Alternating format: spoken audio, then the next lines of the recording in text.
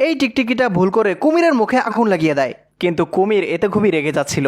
তাই টিকটিকিটা আবারও তাকে থাপড়িয়ে এই আগুনটা নিভাতে যাচ্ছিল, কিন্তু টিকটিকির শুধু ভুলই হচ্ছিল, কারণ সে পানির জায়গায় মদ ঢেলে দেয়। কিন্তু এত কিছু করার পরেও সে কুমিরকে শান্ত করার চেষ্টা করছিল, কিন্তু এবার কুমির টিকটিকিটাকে 1 by 1 খেলার চান্স দিয়ে দেয়। বেচারা টিকটিকি ভুল জায়গায় ফেসে গেল। একদিকে সে ছিল আর অন্যদিকে কুমিরের সব চেলাবেলা। কিন্তু তখনই বেচারার বন্দুক থেকে সব গুলি মাটিতে পড়ে যায়। এজন্য সে আবারও তাড়াতাড়ি করে বন্দুকের মধ্যে গুলি লোড করতে থাকে, কিন্তু এইবার তো তার বেল্টটি নিচে পড়ে যায়।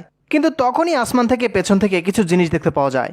এটাকে দেখে তো কুমির আর তার চেলাবেলা সব দৌড়ে পালিয়ে যায়, কিন্তু টিকটিকি ভাবছিল এরা সবাই হয়তো তাকে দেখে ভয় পেয়ে পালিয়েছে। কিন্তু বেচারা জানতো না তার পেছনে একটা জীবিত বাজ পাখি এসে পৌঁছেছে। তো টিকটিকি যখন পেছনে তাকায় তখনই তো তার চোখ কপালে উঠে যায়। কিন্তু তবুও ওই চালাক টিকটিকি বাজকে বোকা বানিয়ে একটা ময়লা ড্রামে চলে যায়। সে ভেবেছিল সে বেঁচে গেছে, কিন্তু বাজের নখগুলো ওই ড্রামটাকে কেটে টুকরো করে ফেলে। এখন তবুও টিকটিকি নিজেকে কোনোরকম বাঁচিয়ে এখান থেকে আবারও পালাতে শুরু করে। কিন্তু বেচারার পেছনে তো বাজ পাখি পুরোপুরি লেগে গিয়েছিল। আসলে এটা একটা গিরগিটি ছিল। আর তখনই সে তার সামনে একটা ওয়েল্ডিং মেশিন দেখতে পায়। এরপর সে আবার এটার ভেতরেও ঢুকে যায় আর নিজের রংটাও বদলে ফেলে। কিন্তু সে বাজ পাখির নজর থেকে কিভাবে বাঁচতে পারে? সে তো লুকিয়ে রয়েছিল, কিন্তু বাজ তো বাইরেই দাঁড়িয়েছিল। সে তার ধারালো ঠোঁট দিয়ে সীসাটা ভাঙতে চাইছিল, কিন্তু এই গ্লাসটা অনেক শক্ত ছিল। এখন এই গিরগিটি কিন্তু জানতো না যে এই বাজের বুদ্ধি তার থেকেও অনেক বেশি, কারণ এই বাজ মেশিনটাকে ব্যবহার করাও জানতো। বাজটা গিরগিটিটাকে বের করার জন্য কয়েন ফেলে কিছু নাম্বার টিপে। তখন তো বেচারা গিরগিটি আপোষে বাইরে বের হয়ে আসে।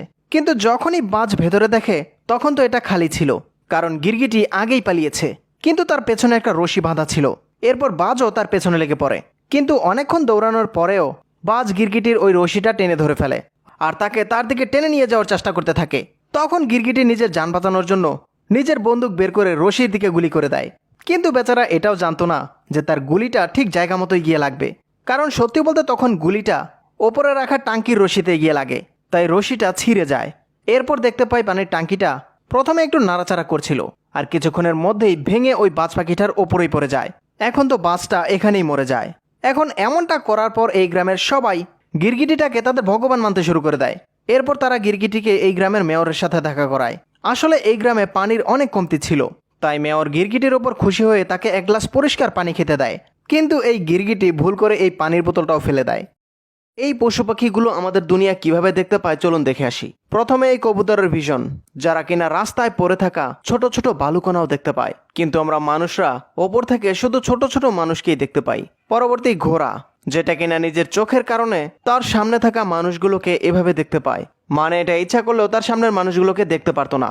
আর তেমনি ঈগলের চোখ অনেক দূর পর্যন্ত যায়। যেমন এখানে আপনি শুধু একটা মরুভূমি দেখতে পাচ্ছেন হয়তো, কিন্তু ঈগলের চোখ নিচে পড়ে থাকা ক্ষুদ্র প্রাণীর দিকেও যায়। এরপর লাস্ট মাছি, তাদের ভীষণ এমন হয়ে থাকে, মানে যেখানেই যাবে স্লো মোশনে দেখবে। তাহলে আপনারাই বলুন কোন প্রাণীর ভীষণ সবচেয়ে ভালো?